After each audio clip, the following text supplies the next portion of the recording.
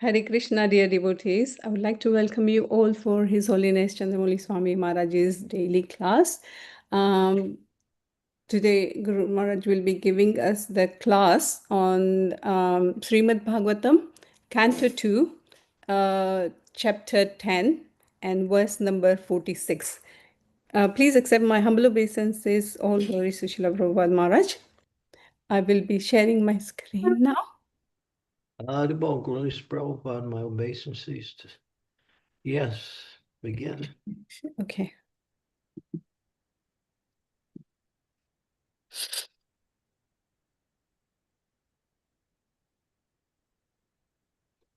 Om Namo Bhagavate Vasudevaya.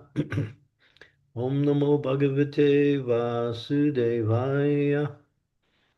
Om Namo Bhagavate Vasudevayam. Ayam tu Brahmanam Kalpaha Savikalpa Udaritaha Vidhi Sandarano Yatra Sargo Prakriti Vaikritaha. This process of creation and annihilation described in summary herein is the regulative principle during the duration of Brahma's one day. It is also the regulative principle in the creation of Mahat, in which the material nature is dispersed. Here, we get very technical now. There are three different types of creation called Mahakalpa, Vikalpa, and Kalpa. In the Mahakalpa, the Lord assumes the first Purusha incarnation as Karanadaksai Vishnu, with all the potencies of the Mahatattva and the 16 principles of creative matter and instruments. The creative instruments are 11, the ingredients are 5, and all of them are products of Mahatattva or materialistic ego. These creations by the Lord in his feature of Karanadaksaya Vishnu are called Mahakalpa. The creation of Brahma and the dispersion of the material ingredients called Vikalpa, and the creation by Brahma in each day of his life is called Kalpa. Therefore, each day of Brahma is called a Kalpa, and there are 30 Kalpas in terms of Brahma's days. This is also confirmed in the Bhagavad Gita 8:17 as follows. Sarasya Yuga Paryantam Aharya Brahmano Vidu Ratim Yuga Sarasrantam Teho Ratna Vido Janaha. In the upper planetary system, the duration of one complete day and night is equal to one complete year of this earth.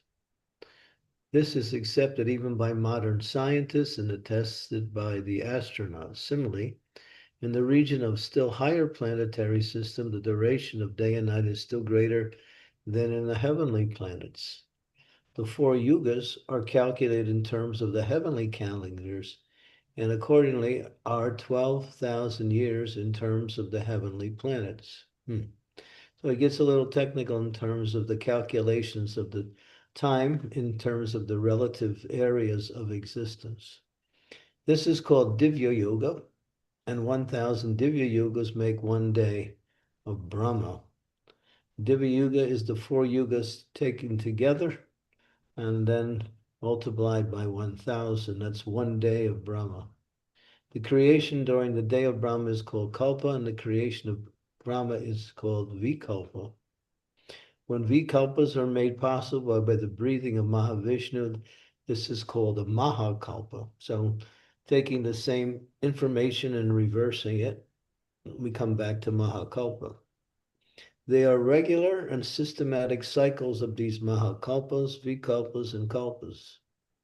In answer to Maharaj Parikshit's question about them, Sukadeva Goswami answered in the Prabhas Skanda of the Skanda Purana, and they are as follows. Pramata Swetakalpascha Dvitiyo Nilayo Lohitaha Vamadevas Tritiyastu Tato Ganta Taro Paraham Radhava Panchaman Proktam Sastra Prana Itam Sritaha Saptamota Britam Kalpa Kantarpo Stapa Uchjate Sanyota Navaman Kalpa Ishano Dasamasmritaham Dhyana Ekadasi Proktas Tata Saraswato Paraham Trayodasa Udasa Tu Gauruduta Chatur Dasaham Kumar Koma Karma Panchadaso Gyeya Paunamasi Vraja Patahi Sodasam Narisinghastu Samadistu Tata Paraham Agneyo Vishnujya Saram Somakapas Tata Paraha Dvivadaso Pavanam Prokta Supaman Itacha Paraha Vaikuntas Chari Chartitas Tadvam Vali Kalpas Tato Paraha Saptavim Sota Vairojo Gauri kalpas tata paraham mahevaras tata proktas tripura yata gatitaha pritir kalpas tata chante ya kuhur brahmanasmrita. So then that's translated into there are 30 kalpas of Brahma, Sweta, Niha Lohita, Vamana, Gantatara, Ravana, Prana, Brihad Kalpa, Kandarpa, Sadyota, Ishana, Dana, Saraswata, Udana, Garuda, Kauma, Narasimha, Samadhi, Agneya, Vishnuja, Saura, Somakalpa, Bhavana, Supama, Vaikuntha, Archisa, Vali Kalpa, Vairaja, Gaurakalpa, Maheshwara, Patrir Kalpa, 30. And so these are the different kalpas of the day of Brahma. These are Brahma's days only, and he has to live months and years up to 100. So we can just imagine how many creations there are in kalpas only. Then again, there are vikalpas which are generated by the breathing of Mahavishnu, as stated in the Brahma Samhita. Yasyaika Vishasitata Kalathala Lambya Jivanti Lom Vijala Jaganandanata. The Brahmins live only during the breathing period of Mahavishnu.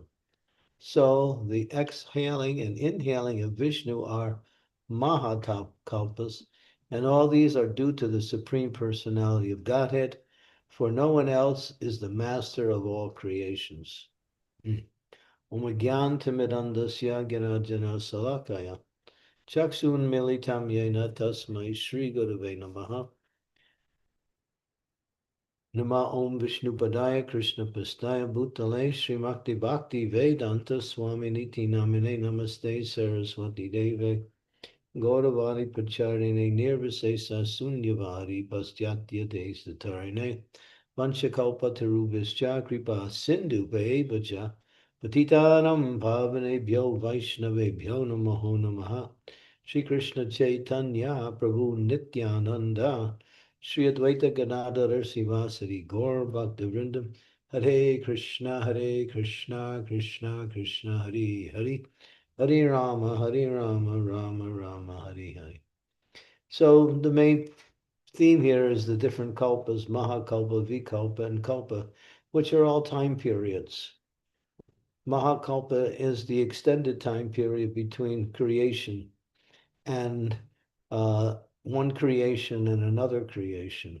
That's called a Mahakalpa. And that's for unlimited amount of years. One can even not even calculate how long that is.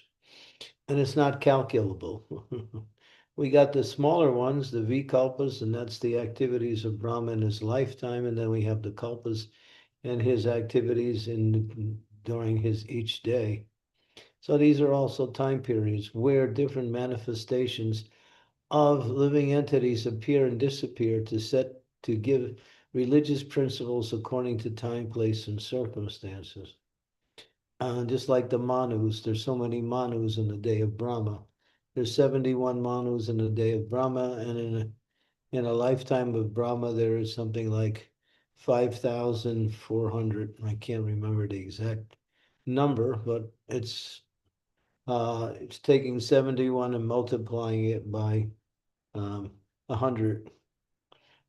So, because Brahma lives 100 years, but Brahma lives in terms of our calculations on the Earth years, he lives set of 311 trillion for 40 billion years is the duration of Brahma's life in comparison to the Earth's calculation. So he has a very long life, but from his perspective, because time is relative according to the levels of existence. So the higher you go, the slower time is. So one day on the planet of Brahma is like thousands and thousands of years on Earth planet. That was indicated by one king whose name was Kumudi. He had his daughter, her name is Revati. He wanted to find a husband for um, his daughter Revati, who was highly qualified. And he had already selected some possible uh, persons to be her husband, but he wanted the blessings of Lord Brahma. So he was able to come to Brahmaloka along with his daughter. And Brahma was a little busy at the time when he arrived, so he had to wait. So after waiting a few moments, which were in terms of Earth years, they were thousands and thousands of Earth years, his he made his request to get blessings and to ask Brahma to help select a suitable match for his daughter. Brahma said, "Everyone that you presented is no longer, existing, because the time you were here, thousands and thousands of years on the Earth planet have already ended." So we see, and this is a little bit how the time factor works. And so when we try to calculate this in terms of the Mahakalpa, we can't come up with any numbers in terms of the Earth correspondence to the amount of years. So what does this all say? This is how the universal structure works, and this is how the Lord works in bringing about the creation and manifesting the creation, and then ultimately annihilating the creation. And what happens in between the creation, which is called the interim period, where the living entities are no longer active in their material pursuits, they stay within the body of Mahavishnu for unlimited amounts of years, billions of years by Earth calculations, trillions actually. And then there is a inactive state, and then they reappear according to their karma in the last manifestation, and they again take up where they left off in the last manifestation. And this is how you get a little insight. And so how the universe of creation works. All of it's orchestrated by the Supreme Lord, who is in the form of Mahavishnu. And Mahavishnu is only an expansion of Lord Sankarshan, which is an expansion of Lord Brahma. I'm sorry, Lord Balaram himself. Beyond that is the spiritual world, which is unlimited in both in manifestations of the Lord in different forms, and also unlimited amount of planets. Says that even one of the planets in the Vaikuntha realm is much bigger than all of the universes in creation in the material world. So you could imagine, we can't imagine, we can try to imagine how grand the spiritual world is in comparison to the material world, which is insignificant. But when you look at the insignificant, it looks also quite gigantic in all its complexity. And behind all of this is the Supreme Personality of Godhead. So here, this is a response to the question given by Maharaj Parikshit to Sukadev Goswami.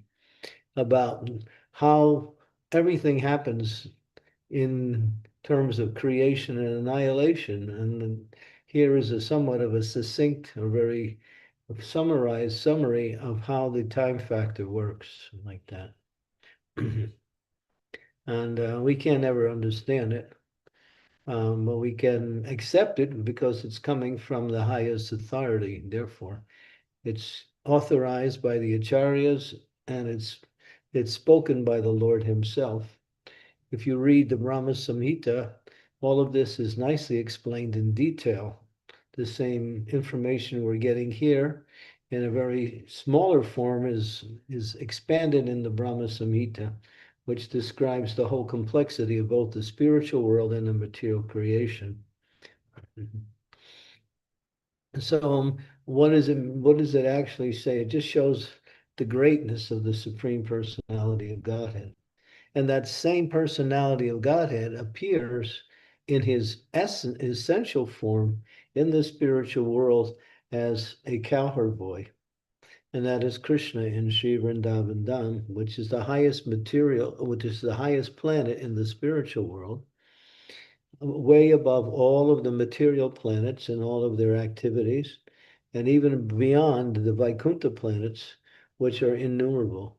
You go and then you go into the highest realm of spiritual existence, Goloka Vrindavan, where Krishna is a young boy and he plays on the flute and he attracts all living entities by the sound of his flute, and he has loving relationships in different forms of relationships in the spiritual world, as son, as lover, as friend, as uh, as object of service. And that is what Sri Chaitanya Mahaprabhu has given us in the form of his teaching, Krishna in Vrindavan. But to accept Krishna in Vrindavan, the preliminary understanding is to understand his greatness in terms of existence. And that existence is being mentioned here in this very last chapter of the second canto of Srimad Bhagavatam, how Krishna manifests this material world and how the material world works, at least in its essence. In the complexities we can never understand, but we get a little insight of the greatness of Krishna and how systematically everything is happening. The scientists and the plan makers today and those who are great thinkers by material standards are trying to understand what is beyond the realm of this material world. But their attempt is always wrong because they use instruments and their own intellect to try to understand things which are not understandable by this method. The only way you can understand all of this information that is given here is by bhakti. When we engage in devotional service, we become qualified to receive this knowledge. And this knowledge becomes a part of our, what we say, development in Krishna consciousness. So when we read about it, we may not understand it, but if we engage in devotional service, and as we become purified in that devotional service, that purification allows us to understand this knowledge. And it becomes easy to understand, although it is so complex at the same time. And that is Krishna's grace upon those who take shelter of him in pure devotional service.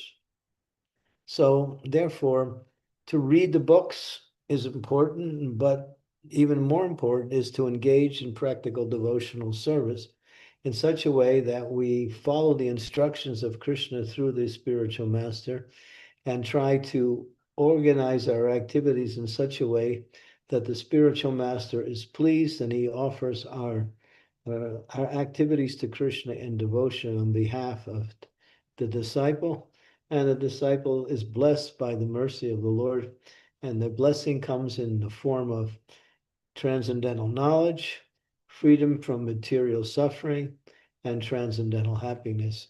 And these are the results that we can understand as when we are making the progress in devotional service, we're seeing how much we're able to understand things even clearer and how much we are feeling happy in devotional service, and how much we are freed from the sufferings of the material energy.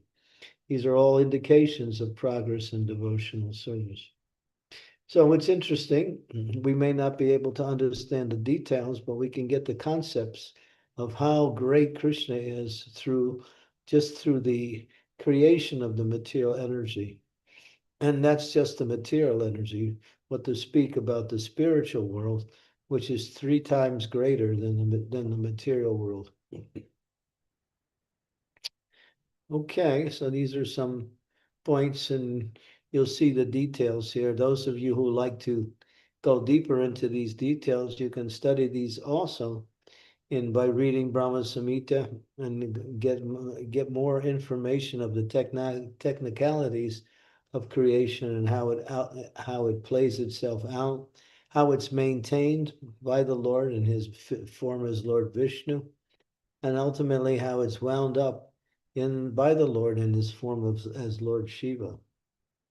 Uh, but that knowledge is preliminary to the knowledge that comes by way of pure devotional service and the pastimes, activities, qualities, names, forms of the Supreme Lord, which are purely spiritual.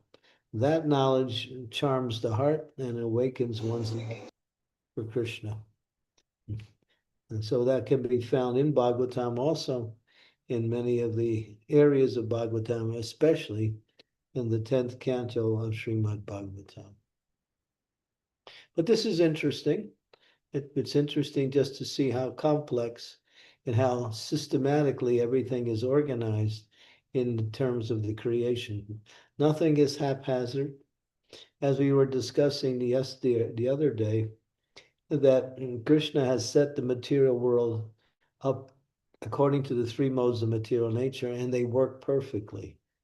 So people say, well, if things are working perfectly, why is there suffering?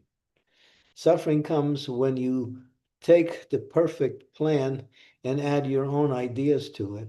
Then you sort of restructure that plan and you get a different effect like that.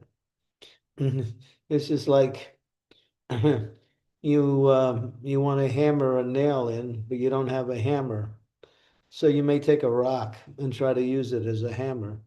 But I mean, you might find the rock breaking by using it as a hammer. It doesn't work.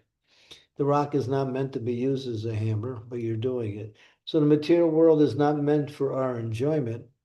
It's meant for our uh, activities to be used in the service of the Lord, so that it disentangles us from the cycle of birth and death by engaging in activities that please the Supreme Personality of Godhead. And that is the plan of the Lord. But we can take his perfect plan and add our own ideas to it. And then what we get is a default plan. In other words, there is a corrective facility that comes when we don't follow the Lord, and that corrective facility is in the form of suffering. So when we suffer, that means we're not aligning ourselves with the purpose that the Lord has given to us, both in our own execution of devotional service or in the way we interact with material nature.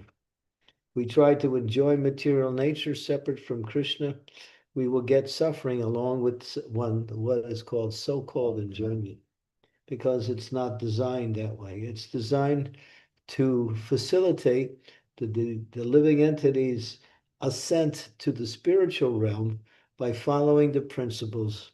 And the basis of that principle is the Varnashram Dharma system, 4 Varnas and 4 Ashrams, which is a material concept, but it's the basis by which all material energy works according to Krishna's plan. And if we follow that system, then we are in line with with Krishna's plan for our ascent towards the spiritual realm. If we don't, then we get a reaction for not following it, and that reaction comes in different ways, usually in disappointment, struggle, anxiety, suffering, and various types of anomalies. And that is the built-in, just like If you follow the Prabhupada would use the example, if you follow the laws of the state, then you can take the benefit that the state offers. But if you break the laws, then the state has a recorrective program, and that's called the jail system. So then you have to put in jail, pay a fine, and suffer as a reaction for not following the designed laws. So if we don't follow God's laws, then we get a reaction for that, and then we are imprisoned by the material energy rather than using the material energy. The material energy punishes the living entity in different ways. So everything is organized perfectly. Nothing is done haphazardly or whimsically by chance. Sometimes people say, well, things happen by chance, but there's no question of chance. Chance just means I don't really know how things are working. Therefore, I give it a label, chance. It's not chance, it means you just don't know. Everything is working perfectly under the control of the Lord through his different energy. Rasha Shakti Vidhaya Suyate, Swabhaviki Jnana Palakriya Cha. His energies work according to his desires. And they are perfect both for facilitating and for correcting. Both. Okay, so we can break here and see if there's some questions. Hare Krishna, Guru Maharaj. Thank you so much for this another lovely class. This makes me think that are we here for yugas and yugas, isn't it? Like so many kalpas we have been here, still not understanding what is necessary for us. So thank you for helping us at the moment. Dear devotees, if you can start your video, we can take your darshan. That'll be so nice. And if you have any questions, please raise your hand, type in the chat. I will read on your behalf. Sri Devi Mataji, please go ahead. Thank you. Thank you, Sukhava.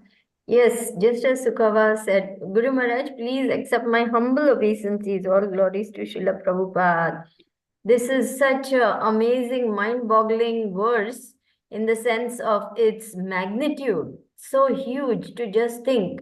One yuga cycle, simple yuga, one Mahayuga, which consists of the four yugas itself, is some 4,320,000 years. That multiplied by 1,000 is just one day of Lord Brahma. And he creates during his day, and in the night, everything is annihilated.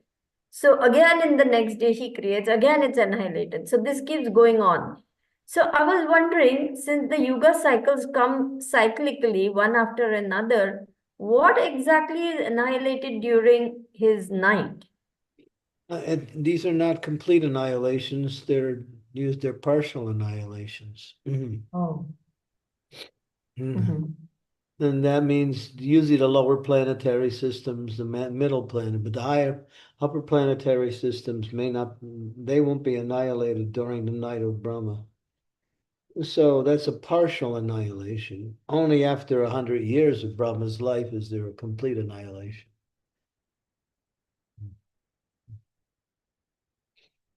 Okay, thank you so much for that That's clarification. also explained also, yeah. Thank you, Mataji. There is a question on the chat by Parijata Mataji.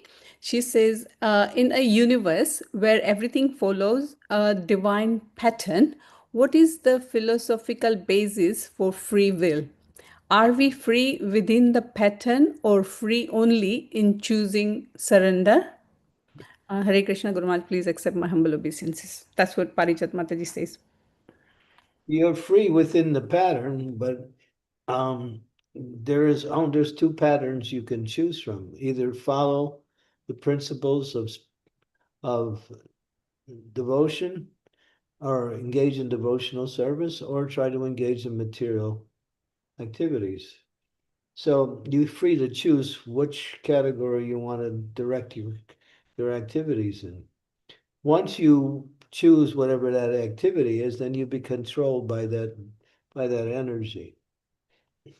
If you're controlled by the material energy, then you are subjected to birth, death, disease, and old age, and various types of sufferings. If you're controlled by the spiritual energy, then you are able to use your free will to engage in devotional service in different ways. Okay. Does it help, Parijat Mataji? You have a choice, either material or spiritual, and within whatever you choose, there's a variety of activities that make up your choice. When we choose material, then we have to put ourselves under the three modes of material energy. They govern everything material, as Krishna said in the Bhagavad Gita.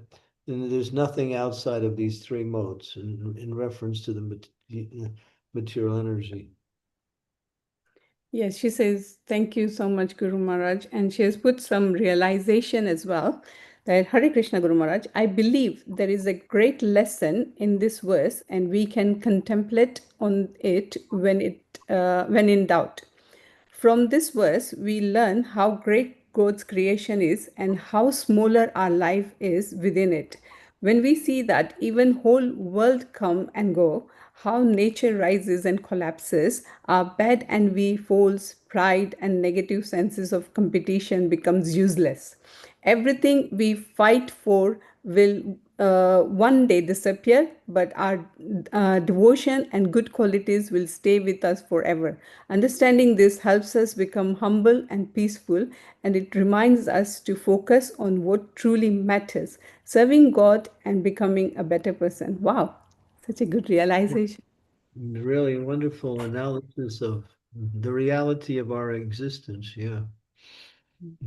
Amazing. Thank you. Thank you, Mataji. Prabhupada also told a story in relationship to that same thing, how insignificant we are in terms of everything that exists.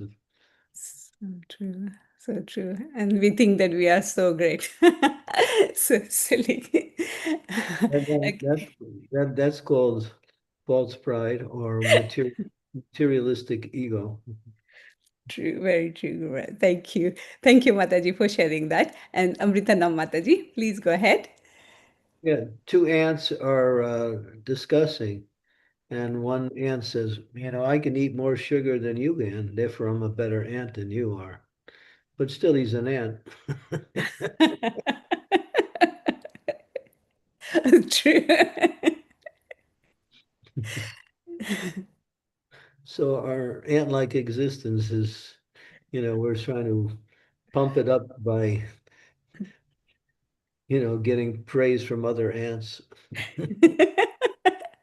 Actually, Guru Maharaj, this is like, even not, I wasn't even thinking about ant, I was just thinking about small virus which can't be seen or amoeba can't be seen. That's what, that could not be our identity as well. It's so, so minute, isn't it? Uh, it's Yeah, that's a good way to say it. But Okay. Krishna has a loving relationship with each living entity that is perfect, uh, transcendently full of happiness and knowledge, and at the same time, unique. So there, in that insignificant existence, there's the relationship with Krishna, which makes everything wonderful. That is His mercy. Thank you. Yeah, Amritanam Mataji, please go ahead. Hare Krishna Guru Maharaj, my humble obeisances, all glories to Srila Prabhupada. So Guru Maharaj, we have heard about the Brahma Vimohan Leela, and in that we heard that there are various universes in which there are Brahmas with multiple heads. For our universe, particularly, for for our universe particularly, we have four-headed Brahma. There are Yeah. other universes which have more than four, maybe hundreds, thousands, 10,000. So, since Brahma is the giver of the Vedas, so does the scriptures vary in other universes than what we have in our universe? Yeah. Mm, the basic principles of creation are the same, but the magnitude of each universe might be different in terms of the activities. So that's why the law books of Manu are changing every so many thousands of years, which describe the process of executing different activities within the material world according to the principles of morality and civility. So these things will change. They'll change. Just like you go from one culture to another in the material world, you have the Indian culture, you have the Chinese culture, you have the European culture, you have the modern Western culture, you have so many different types of cultures. The people are generally the same, but the activities are also the same, but in a variety of ways. People eat different, people think different, people interact differently. You see that even on this Earth planet. So yeah, that's also true from universe to universe or planet to planet. Mhm. People's bodies are different, even on this realm, people's bodies are different. But from different planets, there's different atmospheres. So people have a body according to the atmosphere of the planet that they're on. So, but the essence is the same, that everyone, all living entities are parts and parcel of the supreme living entity. And they all have a loving relationship with that supreme living entity. And bhakti is the foundation by which that connection is made. And bhakti is beyond any particular category. It's in its own category. Bhakti is the internal energy of the Supreme Lord. Mhm.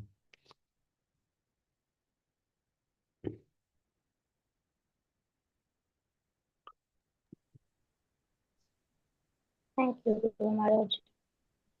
Yeah. And Guru Maharaj, when just a little further, when there is realizations on the Brahman level and there is realization Paramatma level, so internal energy, the internal energy is not realized in both Brahman and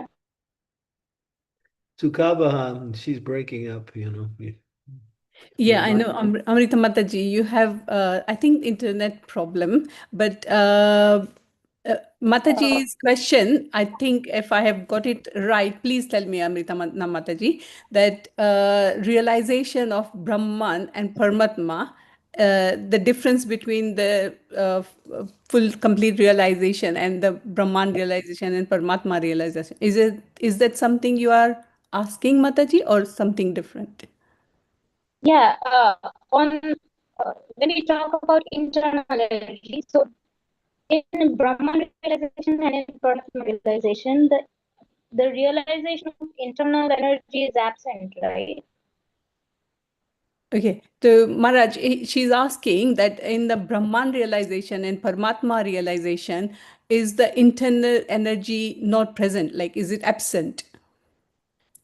Internal energy is there in all of the manifestations because they're all part of the absolute spiritual energy.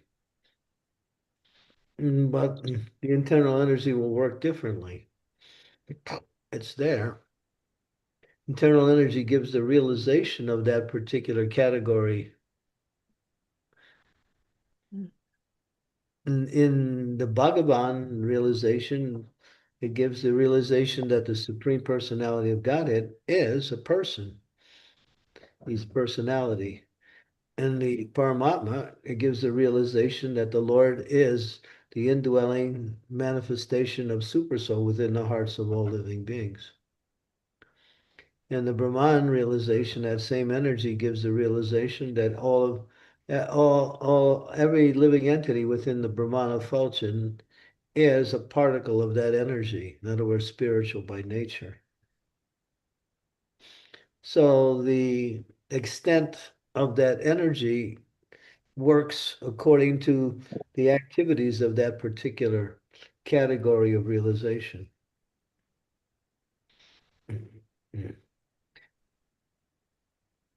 Those who have Bhagavan realization can realize also Paramatma and Brahman, but those who have Paramatma realization don't have realization of Bhagavan realization. Higher includes all, lower includes whatever is there within that category. Thank you, Maharaj. Thank you. Thank you very much. Hare Krishna. Thank you, Yeah. Mataji, for the questions. Any other questions, devotees? This is really important topic. Please share your realization or any questions you have.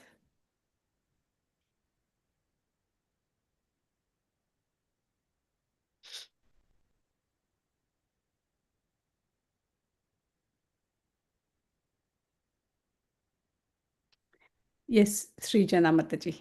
Please go ahead. Hare Krishna Guru Maharaj, physics of this is all first. But so my questions are not on this topic, but I had a question on like how can we guide devotees who are new to their Krishna consciousness, when they have misunderstandings on the philosophy, like how can we guide them so they can easily accept our corrections instead of trying to defend it? You're talking about preaching. Yeah. Yeah, that's called preaching. Preaching means know your audience and interject what will be the best way for them to understand what Krishna consciousness is about. There's different ways to preach, and there's different categories of people to preach to. So try to know your audience and then speak accordingly.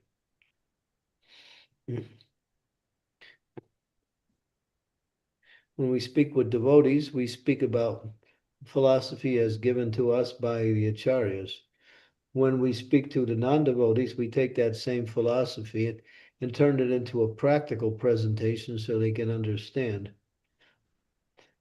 which helps them see their own problems in the light of spiritual knowledge. So that's preaching. Preaching means to know your audience. Adhikari. Adhikari means knowing who you're speaking to. What is your audience?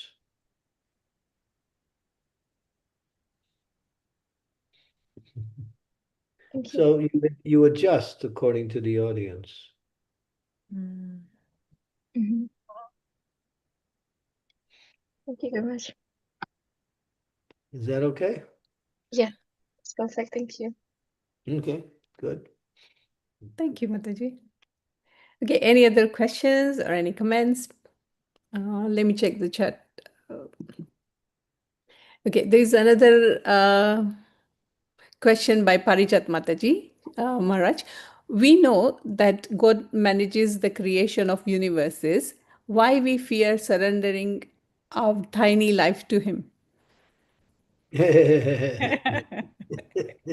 Yeah, that's what I want to know why. Krishna's wondering why also.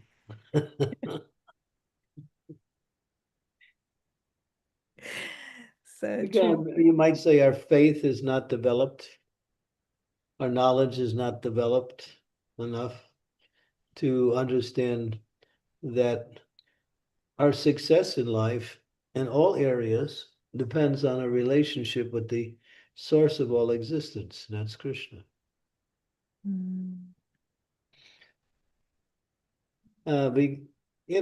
Because of our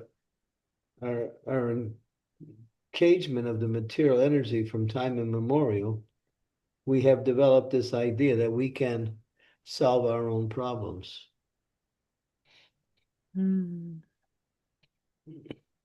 Or we have the solution by which we can find the answers to our problems. But when you surrender to the Lord, you're under His control, and then everything works accordingly, according to how everything is meant to work. And you fit into that pattern then. When you don't surrender, you're working under His other energy, and you're surrendered to that energy, And that energy has different reactions, and that is you get suffering, you get some enjoyment, and you get something in between. But because we have been associated with this material energy, we don't really have enough faith in the Lord or in the knowledge that's given to us or the words of the spiritual master. Or we might even think the process of bhakti is too difficult. Or why should I surrender when whatever I have is coming by way of my own efforts? So let me continue in that way and use my efforts to gain more knowledge, gain more success in my activities. There's many reasons why we don't surrender. But the basic reason is we don't have enough understanding, or we don't want to get that understanding. We want to remain, I think, what is it? Go back to the text and go back about 2 or 3 texts, and I think towards there was a couple. Go to a few earlier texts. Earlier ones. Okay, fine. Yeah, just go one by one. It's not the previous one, but maybe the one before that. Let's see. Let's see. 43. Let me see. Let me see. Where is it? It's not 44. Go back and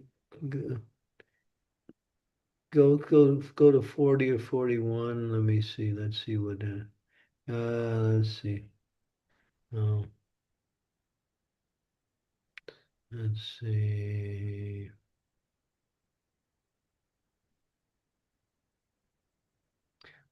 We just read it, I think, just a few days ago.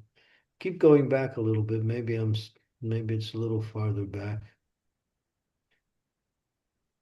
Okay, keep going.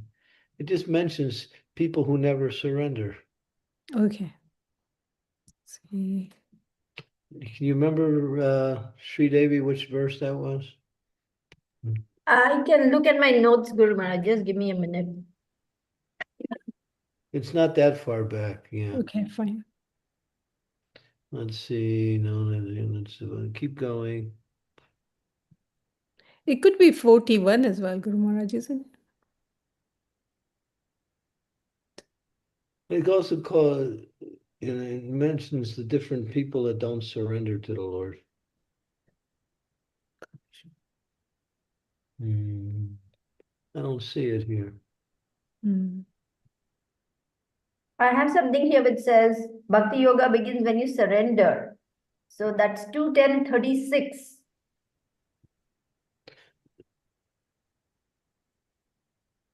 The one that says that the low class student group don't surrender. Remember that? Yeah, I remember we did read that one. That was one of them. There's certain people who never surrender. Doesn't matter what they're exposed to. Yeah, I think this is not the right one. What was a low class students was one of the statements, right? Yeah. Yeah, I don't know. Maybe it was in Chaitanya Charitamrita. I don't know, but I don't think so. Shall I go to Chaitanya Charitamrita and see? Go to 44. Today was 45. 4 was not the verse either. So 44 translation describes. No. Hare Krishna Guru Maharaj, please accept my humble obeisances, all goes to Prabhupada. I think it is 37 to 40. That was. This one? Yeah.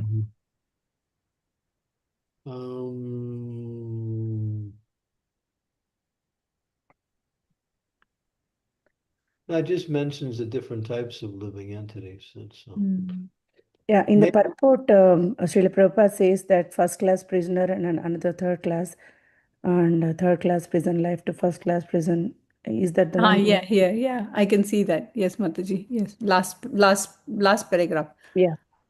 Some of the living entities are relatively happy in better condition of life, whereas others are in distress conditions of life. But factually, none of them are actually happy in material conditional life. No one can be happy in prison life, although one may be a first class prisoner and another third class prisoner. The intelligent person should not try to be promoted from third class prison life to first class prison life, but should try to be released from the prison altogether. One may be promoted to first class prison, but the same first class prisoner is again degraded to third class prisoner in the next form. One should try to be free from prison life and go back to Godhead. I think here you must have mentioned that, Guru Maharaj. I can imagine. Yeah, or maybe it was the verses what we did with what's the name of that group? Charlotte, 8:12 verses 31 around there. Eighth 8 canto. Okay. This one. might be in something in there. Okay. Anyway, it was something we recently reviewed. Talks about certain persons who never surrender. Of course, that's also mentioned in the Bhagavad Gita. 4 kinds of people never surrender to the Lord. Avajanti Mambudham Manusham Tadanat. No, that's not the verse. What is that verse? No. 7.15 or 16. Namam Duskritina Mudha. That's it.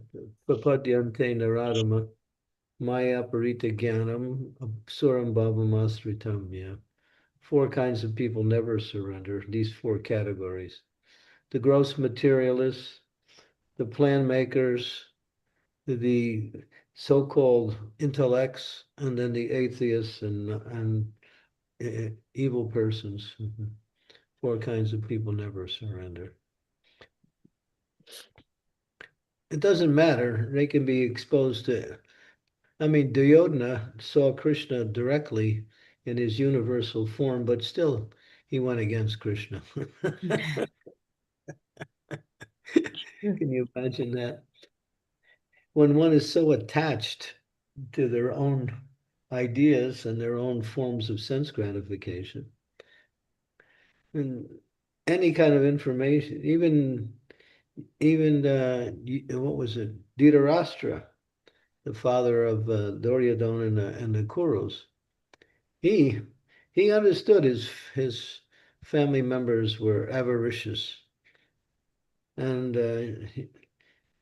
but at the same time, because of his attachment to them, he went along with their nefarious ideas. Yeah. People read on the package of the cigarette box that smoking causes emphysema, heart disease, cancer, complications in pregnancy, but they still smoke. So true, they do. A thief will know that if I go out and thief, I get caught, put punished, and put in jail. But still, he's he he goes out and does thievery. Guru Maharaj, it is Chaitanya Charitamrita Adi Leela, chapter 7, 29 to 30. Yeah, that's Impersonalists, fruitive workers, false logicians, blasphemers, non-devotees, and lowest among the student community are very expert in avoiding the Krishna consciousness movement. And therefore, the inundation of Krishna consciousness cannot touch them. You did this verse October 14, Tuesday. Yeah, I remember that verse. Yeah, it was in Chaitanya Charitamrita. Okay. 7, what's the verse? 7 what? 723, Adi Leela, Chaitanya Charitamrita. Okay. So yeah, we did that verse. So, and then of course the Bhagavad Gita emphasizes and gives it more of a categorical description.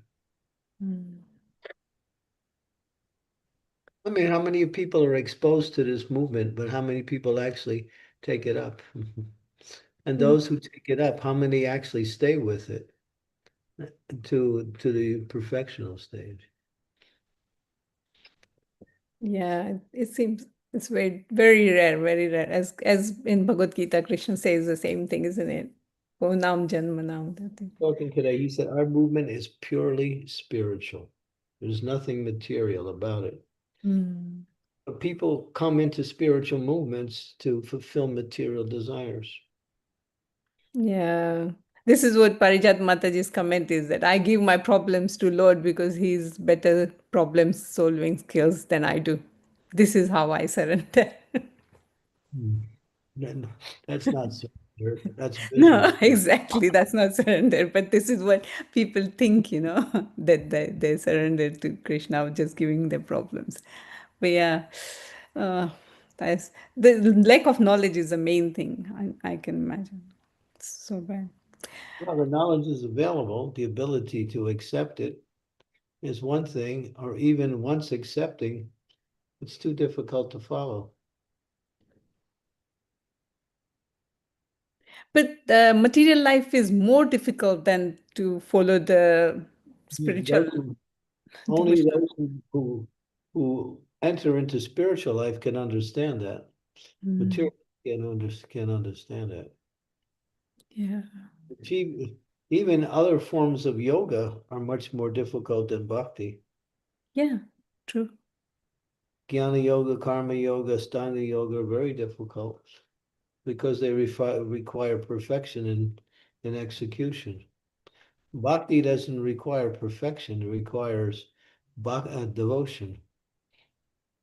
And devotion is the nature of the soul's existence.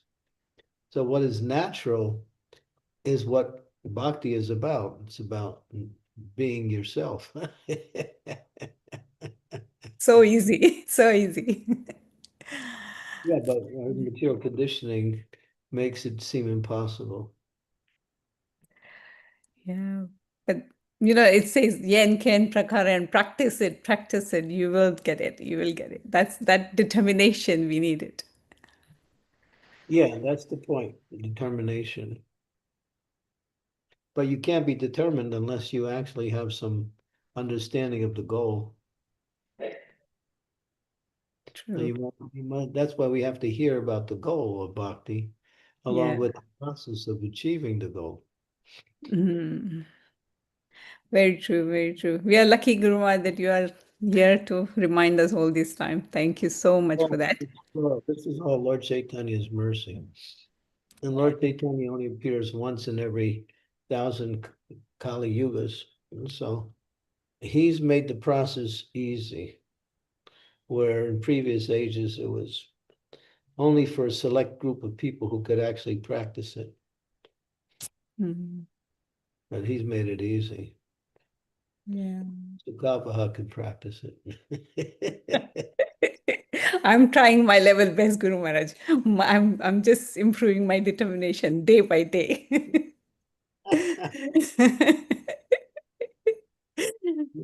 Dule dule. Dule Dule is helping me. So there is one question in the That's chat the name by, of your deity also, right, Sukhavaha? yeah, that's what Guru Maharaj mentioned. Yeah. Tell me the name again. Dule Dule. बरं मग आता ह्या पुढच्या आठवड्याचं काही नाहीये ना तुला Yes. Except the 1000 Sonal word Mataji, Sonal Mataji.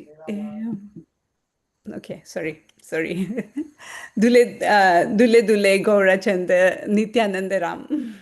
Haribol. Dhule dhule gaura chan hari gun gai. No wonder you're always smiling and laughing. Now I know your secret. Yes, they are my secret. uh, okay, there's the Brajahari Prabhu has put question in the chat. Hare Krishna Guru Maharaj, please accept my humble obeisances. All glories to Srila Prabhupada. All glories to you. Is morality absolute, or does it depend on context and circumstances? For example, we have the principle of not lying, but in some situation it may be justified for a higher purpose, like protection a Jewish family if Nazis came to the door. That's really played out in the Mahabharata. where Krishna knew that Dronacharya could not be defeated as long as his son Asvatthama was alive. And so he had to somehow, Krishna was thinking, we have to somehow communicate to Dronacharya that his son has been killed. And Dronacharya would not believe anybody except Yudhisthira, because he knew Yudhisthira would never tell a lie.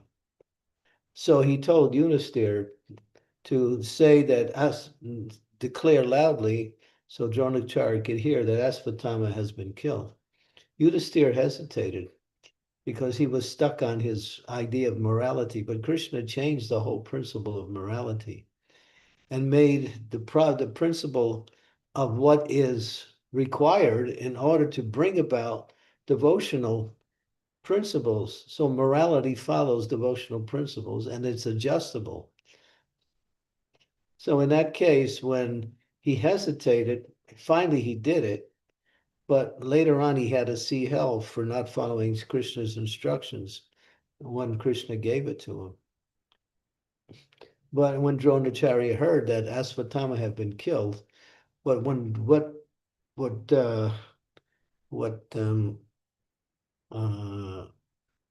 Yudhisthira had said was, he said, Asvatthama is dead, and then he said, the elephant, but he spoke the elephant softly where Dronacharya didn't hear it, because it was an elephant whose name was Asvatthama. So Krishna did a lot of changing things around that broke modern morality in order to facilitate a higher cause, but not for one's own personal self-interest. Then that's sinful. People adjust morality in order to facilitate their sense gratification. That's not doable like that. Morality follows spirituality. And spirituality is adjusted by the Guru and by Krishna in certain circumstances. So if you read the Mahabharata, you'll see how Krishna used his trickery to change the principles of morality to the principles of Dharma. Dharma means that saintly rule would be the rule in the world.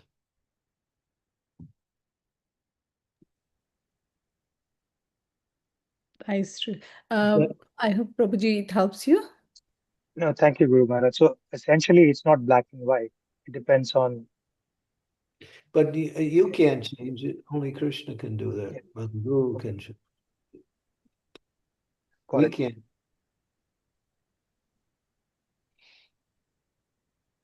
But Krishna proved by example that there is a higher principle. If morality stands in the way of higher principle, then it's adjustable towards the higher principle. But then again, just like when Prabhupada came to America, he's established equal opportunities in spiritual practice between men and women, which was never done before within the Vaishnava culture. And then Prabhupada was criticized about that for giving women equal status with men in the execution of devotional service. But Prabhupada understood the climate of the West required that adaptation in order for people to engage in devotional service. And he did it, but he was criticized for that. And when he was asked about it, he said, well, I did it and I actually became successful. And then someone said, well, that is that changing a, what is it? There's two things. There's a, what is it called? A detail and a principle. So details can be changed, principles cannot be changed, but principles also have details in different situations. So Prabhupada used that to change the details, not the principles. But then who can change the details in relationship to the principles? And Prabhupada said that takes intelligence to understand how to do that. And that can only be done by the authorized authorities and not anyone else.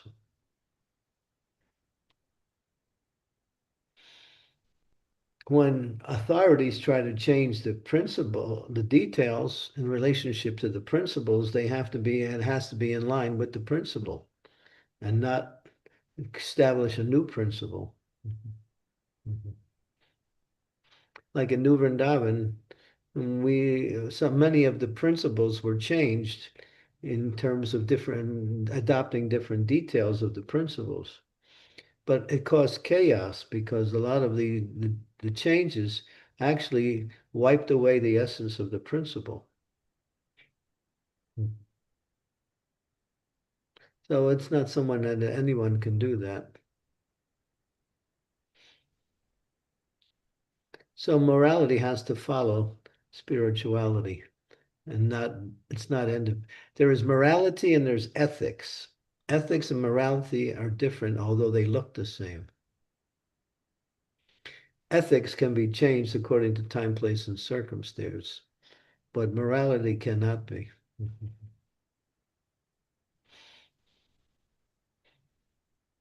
Ethics is behavior, morality is standard principles. Just like the four regulative principles are principles of morality, they cannot be adjusted.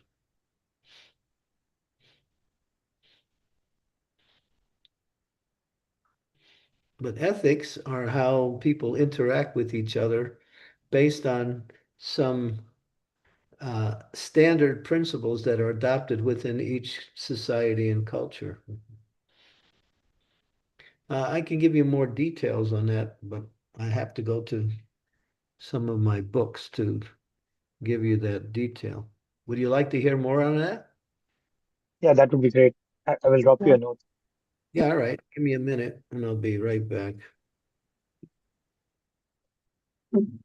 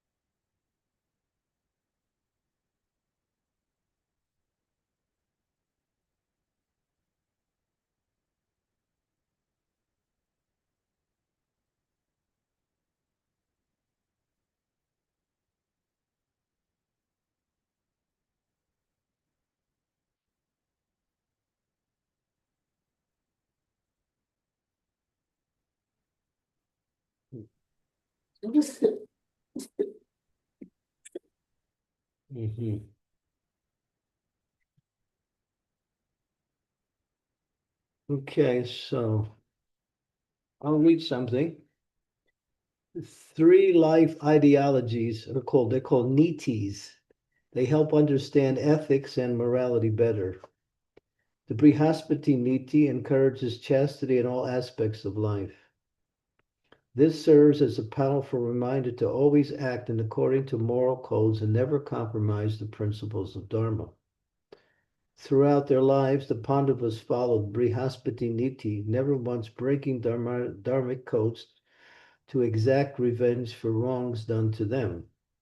They never once strayed from the rules of Dharma, not when they were on the verge of being burned alive in the palace of lack, not when losing their wealth to gambling, nor when being witness to their wife's public humiliation.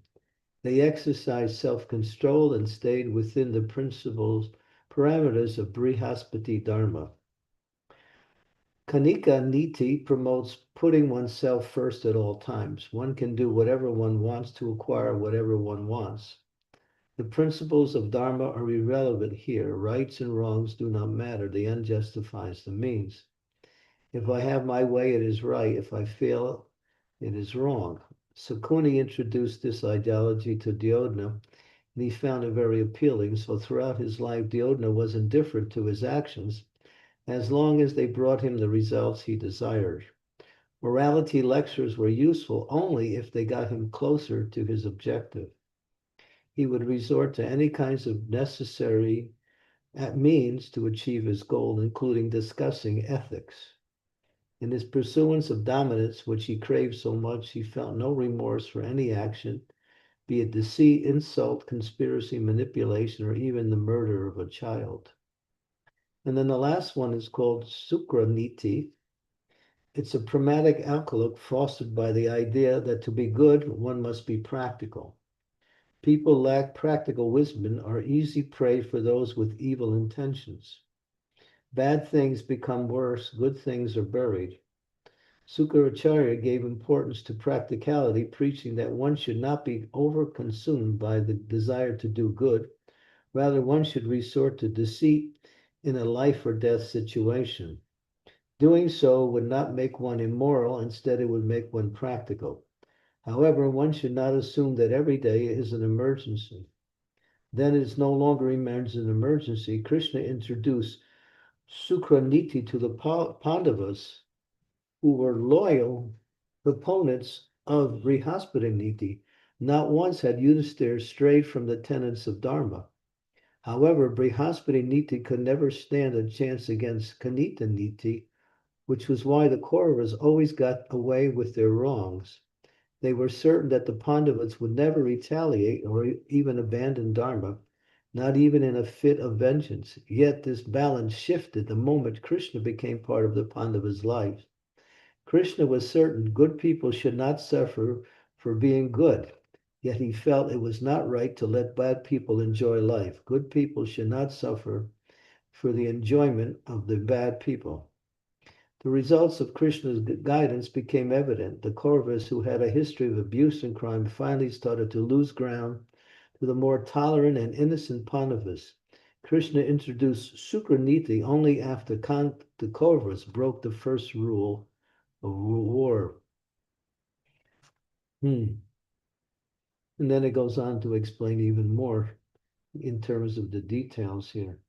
So there's three forms of ways to live. One is called Brihaspati Niti, the other one is Kanika Niti, and the one was Sukraniti. Sukraniti means to adjust according to time, place, and circumstance for a higher principle, and even use adharma principles to achieve dharma, or what we say, other principles other than dharmic principles to achieve one's goal. And that's what Krishna did in order for the Pandavas to become successful. Did you catch that? Yeah, Guru Maharaj, thank you very much. Yeah.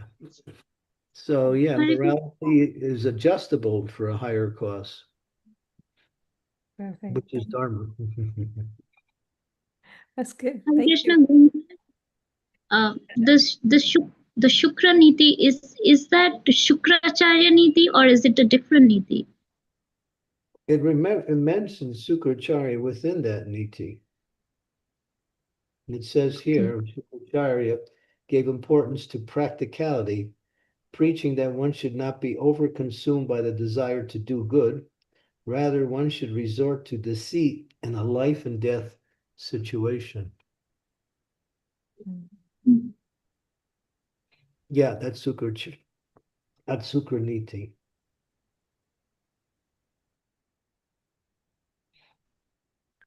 Thank you so much. So these are Mataji, did you have the question as well? Sorry. these are sub-religious principles. It's here. Okay, let me read a little bit more. Morality and ethics are frequently mistaken for one another. Without understanding their actual significance, most people use them interchangeably. To please the Supreme Lord, one must act morally. Humans do not create morality, God created it. Humans create ethics. This is why different cultures, contexts, mindsets, and agendas have different ethical standards. Morality, however, is universal. People often use ethics and morality interchangeably. However, morals take precedence over ethics. Breaking the rules of war is an ethical violation, but lacking compassion for another human violates moral principles. And there's more. Karna was busy violating every moral principle imaginable when adhering to ethics. Krishna was more focused on adhering to moral principles, so he did not hesitate to violate human ethics for the larger good if it meant teaching a lesson.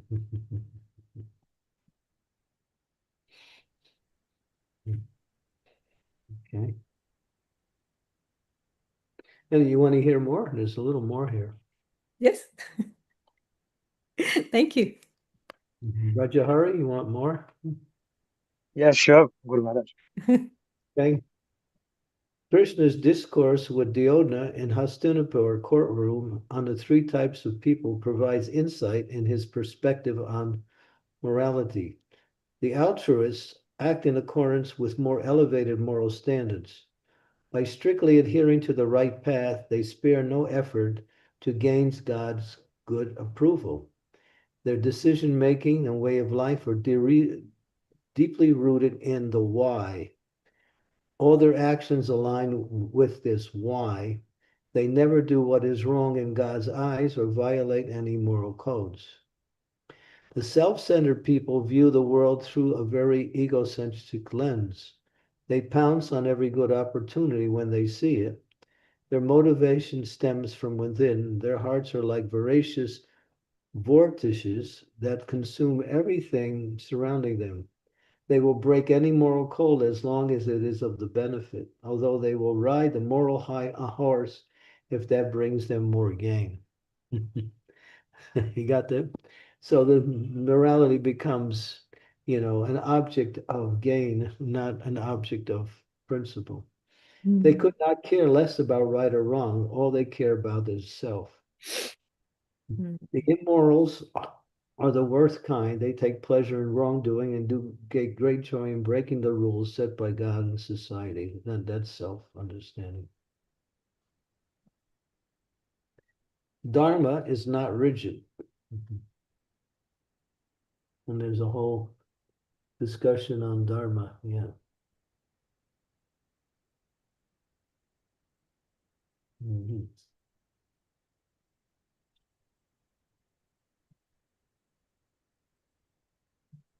That's interesting. This is all about the Mahabharata and how things played itself out according to ethics, moralities, and dharmic principles, how they interchangeably work.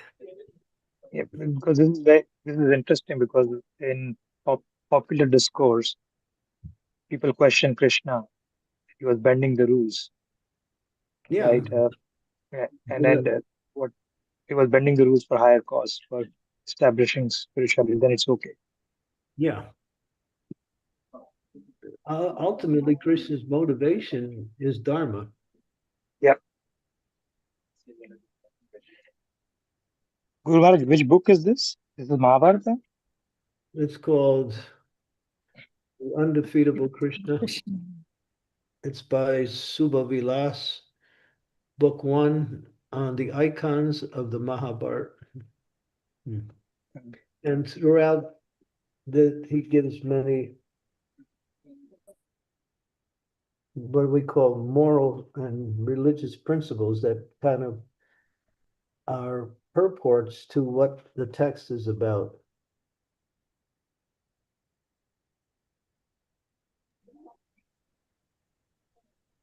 Here's one. You'll like this one. The cackle of hyenas borrow confidence from each other, but a lion derives confidence from its own strength. The cackle of hyenas borrows confidence from each other, but the lion derives confidence from its own strength. Even the most powerful have a weak spot that can be spotted on close observation. Oh, here, let's see. Here's one. On birthing a pearl, the oyster dies. On birthing fruit, the flower dies. The same holds true for teachers and parents who do not set their dependents free on time. Their dependents will become the cause of their ruin. And that one's from Amrita Nam. Did you get that one? Did you catch it? The same holds true for teachers and parents who do not set their dependents free on time. Their dependents will become the cause of their ruin. Yes, Gurudev.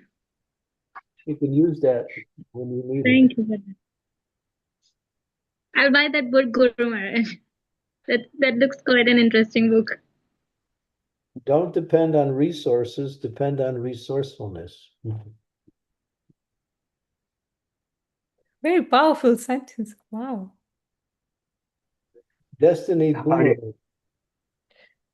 boomerangs. The filth you hurl at others comes around with higher intensity.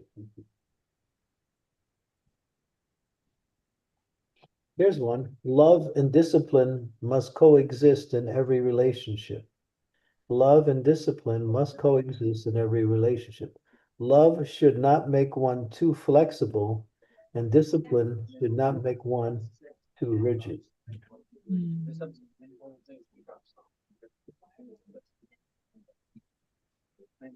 Thank you, Guru Maharaj.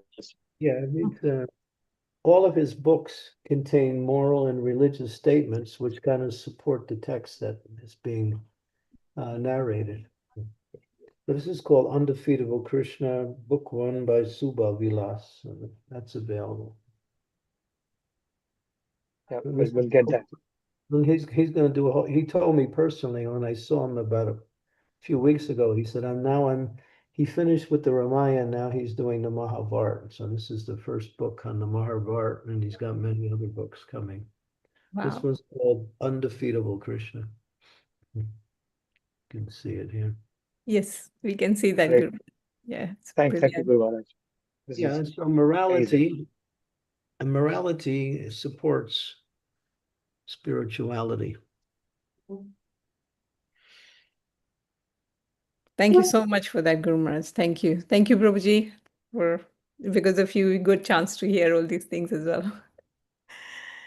I think Amritanam Mataji, you had raised your hand first. Raj Prabhu, is it all right if I let Amritanam Mataji go first? Women's liberation. Guru Maharaj, just a question from what you read. How does discipline make one rigid? Discipline can make one rigid, yeah. When it's not motivated by love, then there's no flexibility in discipline. Discipline for the sake of discipline. When there is ego in it, it becomes rigid. Why do you adopt discipline for a higher cause? It's not, discipline is not an end in itself. It's meant to support a higher cause. What is that cause? The interaction of the living entities with each other that bring about a relationship that is, what we say, full of trust and full of love. But discipline for the sake of, if you're too rigid in discipline, then you're just you're honoring discipline, but you don't understand the purpose of a discipline.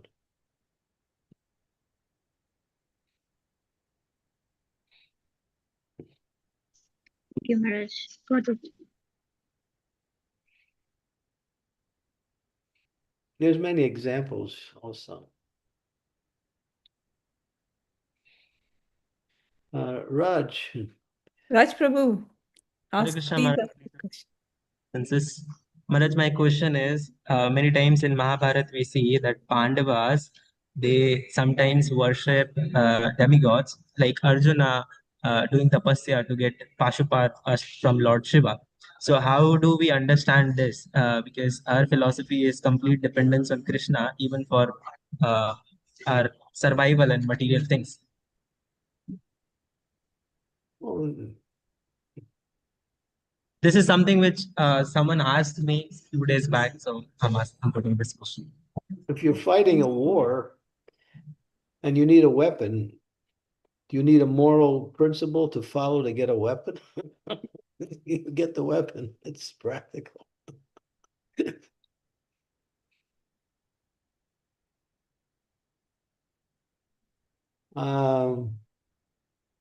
Arjuna was the son of what was it? Indra. Indra.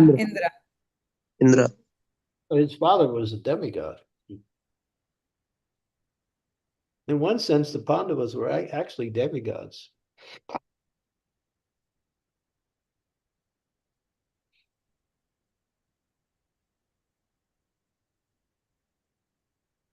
If you go to Krishna and say, Krishna, give me a weapon, and Krishna says, go to Shiva and get the weapon, then how could you criticize that?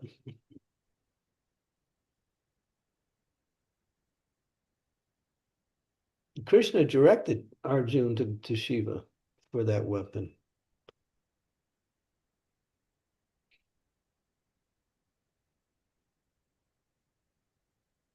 Someone came to Prabhupada asking him a practical question about some agricultural question. Prabhupada said, go to a person who knows about it.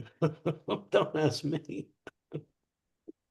Go to an expert on that subject you're looking for.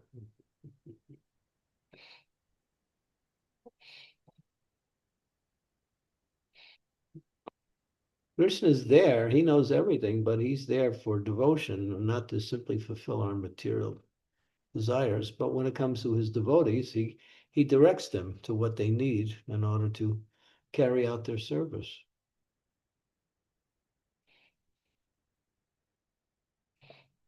Ultimately, it's coming from him by direction, by advice, by intelligence.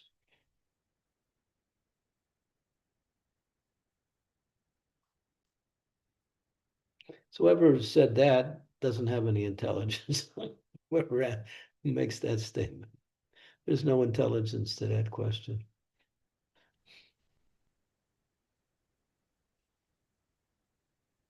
Krishna, Krishna was not the wielder of the Pasupati weapon. It was Shiva. Krishna could also manifest the Pasupati weapon, but that's not his role. He doesn't work like that.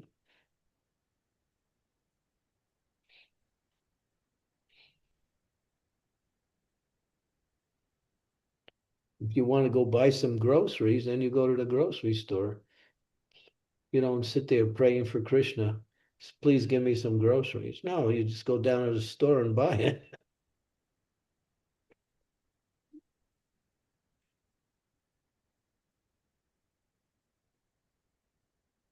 Thank you. Thank you very much. Raj, does it help? Yeah. Yes, that helps. But then people can justify that for my material desires, I can go to demigods because there are specific demigods for specific material things.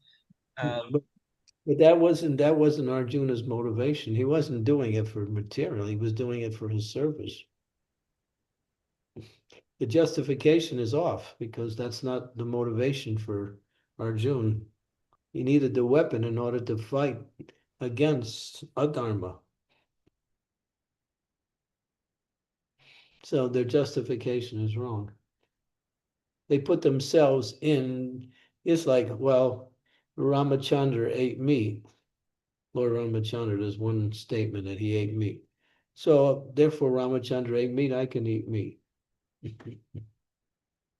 All right.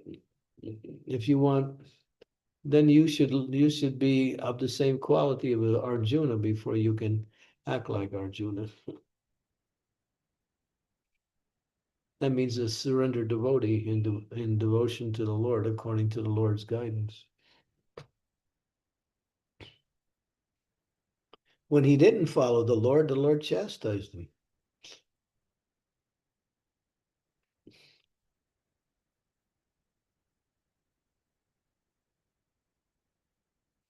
And so, yeah, well, people will justify their material desires by pointing to the scriptures and seeing others who did something similar, but their motivation is different.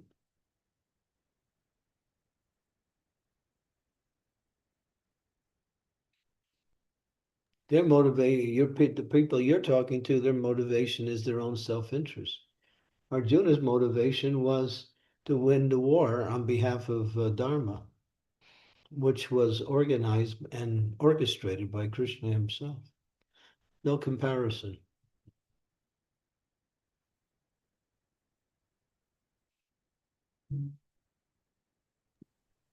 Whatever you do for yourself, that's karma.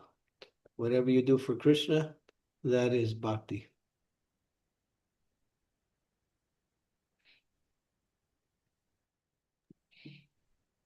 Okay, Raj. Is it better?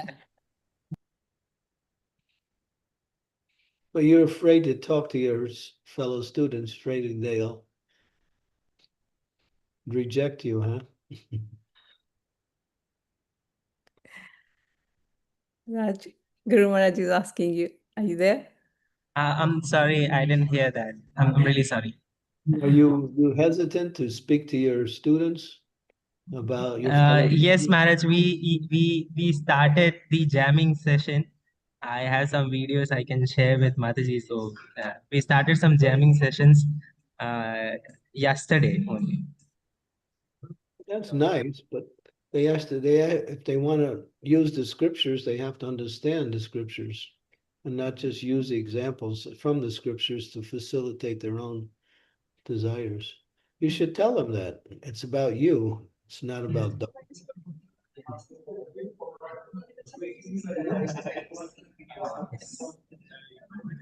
So we are going to do it more frequently every weekend in the campus.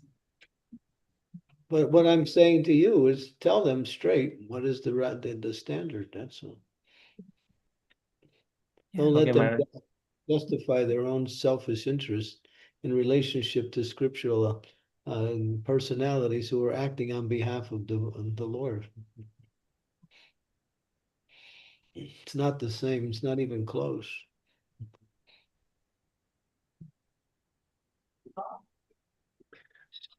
Sure, Maharaj. We'll try to do that too.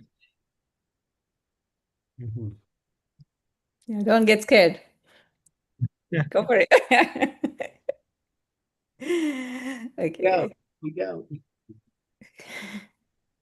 I call him Shivaji Raje. Raje, be brave. Yeah. Yeah, Mataji, do you want to ask your question, please? Now let's wait for Prasiddha Chaitanya Prabhu. Okay. Prasiddha Chaitanya Prabhu, please go ahead. Hare Krishna, Guru Maharaj, please accept my humble obeisances in your lotus feet. Guru Maharaj, when you are discussing about ethics and morality, so I was remembering your given lecture in Ujjain only, when you are discussing about in the lecture when Ashwadhama killed 5 sons of Pandavas, and in this situation when they Ashwadhama was caught by Pandavas, and in front of in front of Draupadi. Draupadi also that time in such situation also he faced so many problems and criticism. Also, she refused to kill him, and it is somehow I think it is one of the example of morality, that in is facing so many problems, they did not refuse the path of dharma. Yeah, but she was criticized for that. Yes, Guru Maharaj. Bhima wanted to kill him immediately. Draupadi gave so many reasons from the position of a mother why he should be spared. And Krishna was just waiting for Arjuna to make a decision based on what he heard. And Arjuna after listening to everything, Krishna signaled what to do. Kill him, but don't kill him. Only Arjuna understood that. So they gave him a haircut and they drove him out of the kingdom. And because of his heinous act, his body developed a very, very bad odor, so much so that he was roaming the earth without any association. He could not associate with anyone. He's still on the earth now. He's in Vrindavan right now. Is he? Oh. And he's took up the chanting of the Hare Krishna mantra after 5,000 years, after roaming the earth. And it's explained in Shastra that at the end of it, he will die soon. He was called a Chiranjivan. He was given the curse and never to die. So he would have to live in isolation with a bad smelling body for thousands of years, and he did. But then he made it to Vrindavan, started to chant. So now his destiny is when he leaves his body, and this is very soon he'll leave his body. He'll become one of the Sapta Rishis, the 7 planets that circle Dhruvaloka in the universe. That's mentioned, yeah. But he had to suffer. Draupadi didn't want to give him any punishment. Bhima wanted to finish him off right there. But Krishna found a compromise to satisfy both Draupadi and Bhima. See, that's how Krishna worked. He wanted to satisfy both Draupadi and Bhima. So he took the middle road. And he indicated that to Arjuna, who picked up on it and acted.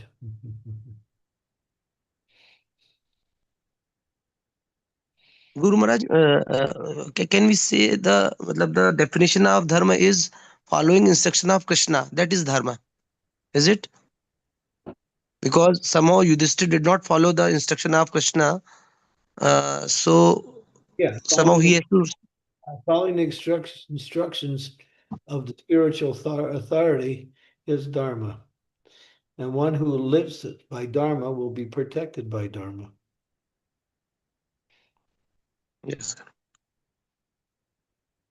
Even though the Pandavas were morally, they followed dharma to the T, Krishna protected them when they were about to be destroyed because of the Kurus. So they followed dharma and dharma protected them. Although Yes. they had because of that.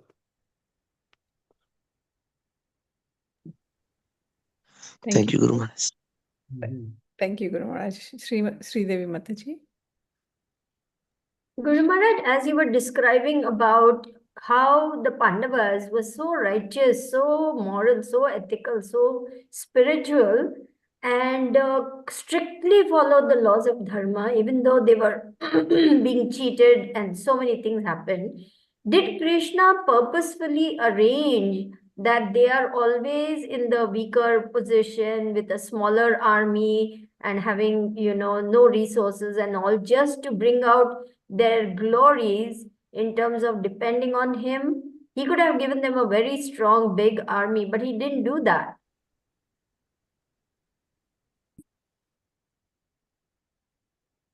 So why did Krishna always give them the disadvantaged position so that they could depend more on him and to bring out their glories? Is that why? Then you might say there are many reasons. Bhishma Dev was crying on the battlefield after when he understood what the Pandavas had to go through, how much they had to suffer, but they never gave up religious principles. So you might say, yes, Prabhupada had to go through a lot of difficulty to establish this movement, but he did it. and he's glorious because of it. Great souls sometimes are put into difficult situations just to glorify them and to show the world their glory. Because the Lord knows they'll become out victorious by his mercy. Krishna will always protect his devotee. Kontiyapatijanihi name bhakta pranashyati. Declare boldly, Arjun, my devotee will never perish.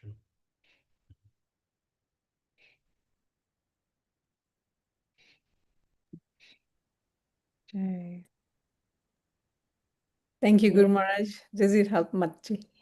Yeah, I'm just thinking about the Pandavas and how righteous they were, but we also hear that Kshatriya Dharma allows for diplomacy, for telling, lies in order to carry out their duties for a higher purpose, to establish peace or to annihilate miscreants and so on. So they say that the mind of a Kshatriya, you cannot understand it because he has to deal with so many varying situations in order to govern properly. And this leeway is given to them to sort of bend the rules a little bit. Yeah, but their Kshatriya Dharma didn't interfere with their Sanatan Dharma. Mhm. That was the case of Pandavas. And the Kshatriya Dharma of others who were there, they changed it for their personal interest. They used Kshatriya Dharma for their own interest. Or they threw away all Dharma to follow the principles of what works according to time, place, and circumstance. So we read that in the different nitis. That was very interesting, Guru Maharaj. I've made notes on that. Brihaspati Niti, Kanika Niti, and Shukra Niti. Yeah. Thank you. Okay, so we're coming up to the 2-hour mark.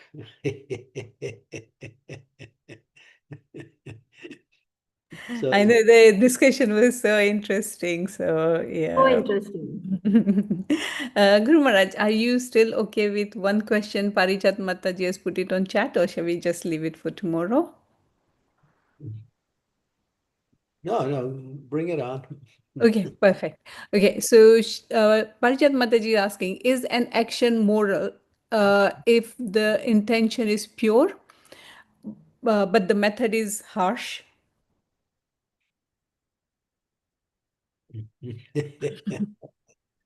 That's time, place, and circumstance. Mm-hmm.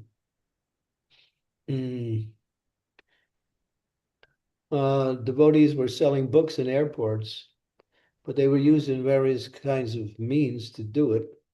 That wasn't straightforward, but they used that as a principle to give people the books. But then when it turned into something different, then they had to give it up.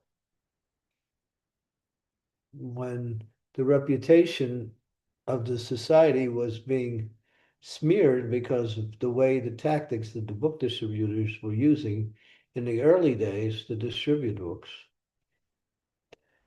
it became a blemish on the society because they didn't really know how to do it properly.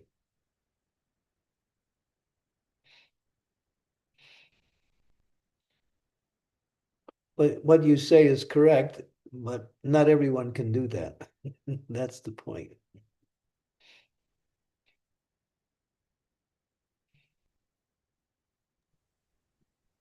Okay, does it help, Mataji? Parijat Mataji. Yeah, she said, thank you, thank you, Guru Maharaj. Okay. Okay. All right. So we should end here. And you can go on and have a japa session, but I'll have to end here. But don't let that stop you from doing your japa. You can, if you have time, you can do a japa session. Yeah. So we'll be back tomorrow. Is Ekadasi, I think, for Yes, it is Ekadashi for us. Yeah. yeah. So we'll be back tomorrow at 5:30 for the final verses coming up, verse 47, 48, 49, 50, and ultimately 51. 5 more verses for the end of the second canto. This is really, these last verses are so powerful Yeah. because there's so many angles you can discuss it from. Yeah. Okay, thank you very much. And we'll see you all tomorrow, hopefully. Yeah. All glories to Srila Prabhupada. Hare Krishna. Thank Hare you. Krishna. Thank you. Thank you, Guru Maharaj. Srimad Bhagavatam ki jai. Srila Prabhupada ki jai. His Holiness All Chittamani glories to Swami you, Maharaj Guru ki Maharaj. jai. Yeah. Jai. Thank you, Guru Maharaj. Thank you. Thank you so Thank much, you. Guru Maharaj. Hare Thank Krishna. you so much, Guru Maharaj. Hare Hare Krishna Guru Maharaj, thank you so much. Uh, Hare Krishna.